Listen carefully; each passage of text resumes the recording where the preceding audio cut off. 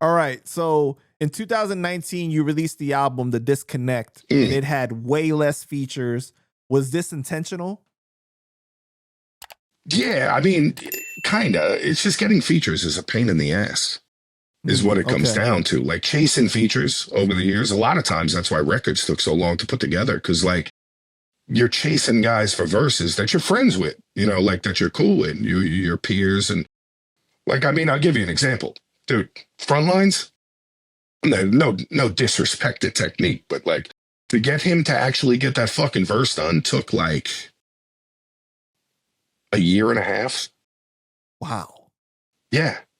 It's just, you know, and I understand it because it's easier to fucking to like take your friends for granted. Like I do the same shit to people sometimes. I do. I'm totally guilty of it.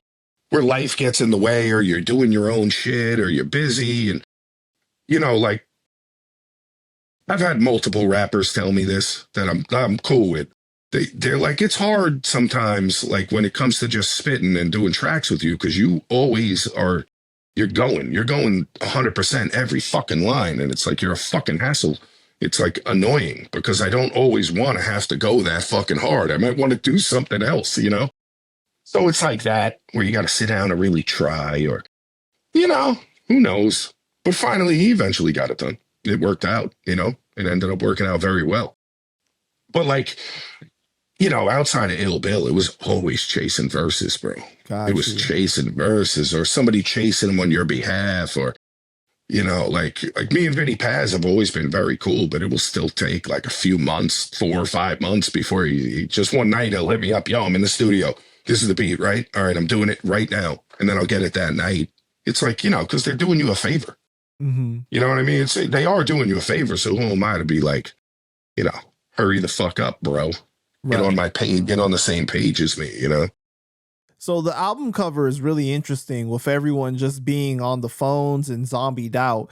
Did you just really notice a shift in the culture and society at that time? Like what led to that? I don't know if like, I'm not sure if that was my idea, but all right, excuse the kid's name. This is what he goes by. He's a Asian Australian kid. So he looks Korean, but he has an Australian accent. It's an odd thing.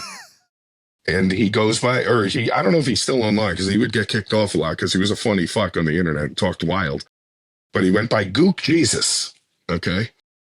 So just to clarify, and he's a really, really talented fucking, you know, artist. Like he drew all those characters with a fucking Bic pen in one shot. Wow. And that's what he did. Like, I don't know if I suggested people on their phones, but he just drew that one day. It didn't really have the buildings the way they are. Some of that's graphics and some of the effects on them now were an effect. I had my graphic artist. He touched it all up and added all the crazy buildings and shit. But yeah, the kid just drew it. And it made sense, you know, like, because like, really, when I did that record, the record doesn't have a theme to it per se, but like, I didn't really get into government or politics as much on that record. And it's because when I started doing that record, it was like when Trump was coming in and you saw how heated shit was. Like, I'll give you an example. During the Paris Accords, you remember the Paris Accords when he pulled us out? Right. I totally agreed with that because we were held to a higher standard than other superpowers in the world. And I thought it was fucking stupid that we hold ourselves to these ridiculous standards when other people didn't have to. And we're just ending up paying into some bullshit billions of dollars. That was just my take on the policy, right? But saying that gets people fucking crazy. So I just stopped giving a fuck about politics. I disconnected. I stopped paying as much attention to it all. And that's what the disconnect became. I was like, I'm just going to go make fucking tunes. I'm going to fucking do my thing, do what I want. And that was what I did. And then I can only imagine within a year, the reconnect because of the crazy world shutting down and everything that was going on at that time. Yeah, yeah. Nah, I never thought about that. I never really did themed albums. Like, I never really did that. I just kind of fucking tried to come up with a cool name. Like, Liar and a Thief is an inside joke. That's how Mhm. that had nothing to do with me. I just thought it sounded cool and took it because I couldn't come up with an album title. That actually had to do with Pumpkinhead. Oh, really? Yeah, I wasn't even there, but it had to do with Pumpkinhead. Yeah, they were on the road early days, like when tech was just getting off the ground. He was on the road with PH and Penn. It was probably one of Penn's runs up to Boston, right? Some chicks were involved, and PH was accused of stealing some money out of this chick's purse, right? So the joke was that he was instantly guilty in Tech and Penn's eyes, fucking with him. And it became, you're a liar and you're a thief. And that it stuck. It was like a fucking funny story. And so it was like an inside joke between us all. You're a liar and you're a thief. But one day I hit Tech up and I was like, yeah, I'm going to call my album Liar and a Thief. It's like, I find it, it's just an inside joke. That's all it was. Really didn't have anything to do with me. It was just a joke and it sounded cool. What was your relationship like with Pumpkinhead? Go way back, man. Like, let me think. My first interaction with Pumpkinhead was me having beef with his crew, The Plague, via Pac FM and our weird battle beef at Rocksteady, where I battled Pac and I kind of destroyed Pac in the crowd at Rocksteady. And PH was there.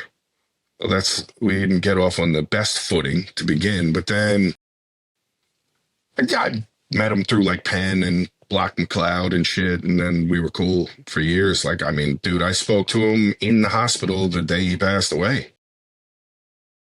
Because I saw him post on Facebook, and I ended up hitting him up, and he was fucking fine. Like, I thought. I was like shocked by it all, man. But yeah, no, me and PH were pretty tight for years. Like, we were always breaking each other's balls. It was a ball breaking relationship. It was like, if I hit him up on Facebook, like a message, yo, what's up, fuckface? When's this show? It was one of those things. And he'd call me something. We were cool. We were just cool. Right. We were always cool. We were definitely friends. What was your reaction when you found out that he passed away, like shortly after you spoke to him, pretty much? It was like the next fucking day. Right. I was shocked. I was sitting in the backyard. I remember where I was. I remember the fucking coffee cup I was drinking out of, bro. I was shocked. I'm still like shocked by it. It still doesn't seem real. Or how'd you find out? I got a call from, who called me? Ben or Swave. I don't know. I want to say Swave, actually, because he always seems to be the bearer of bad news. He called me about Chi, too. Actually, exactly who it was. It was Swave. So he's like, we got to stop doing this shit, man. So what did he say exactly to you when he called you? He was like choking up, like, yo, I got some fucked up news, man. I was like, what's going on? He's like, PH died last night or this morning or whatever it was. I said, what? The fuck do you mean he died? I just talked to him. No, he didn't. You're fucking, I was like, no, that can't be right. It was true though, unfortunately. It's crazy, man. It's still weird to me because there was no like the services and stuff were very, very private. Because PH passing like took on a life of its own because he knew and was friendly with so many fucking people that, you saw the life it took on the internet. It became like Hollywood news almost, like quickly.